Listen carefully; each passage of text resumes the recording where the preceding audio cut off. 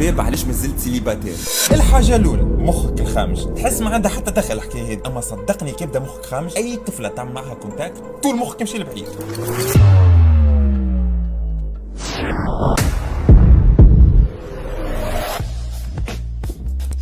سامحني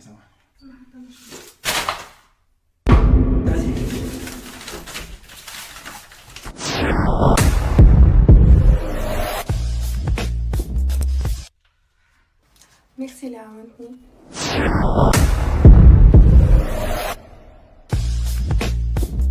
الحاجه الثانيه المظهر الخارجي عنده قيمه كبيره في الامبرسيون الاولانيه.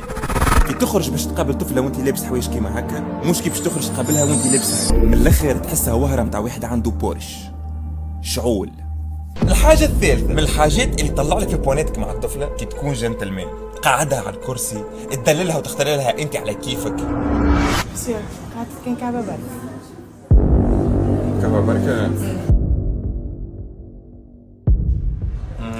اوكي فازي اعطيها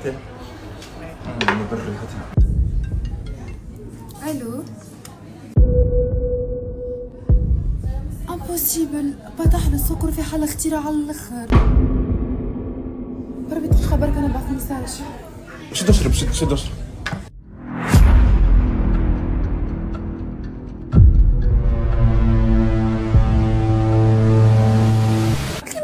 ما نفكرش، قلت لك بابا تحلو السكر. قصير شنو نقول لك انت خاف يطيح لك السكر، كمشي يكون ما تحشمش معليش.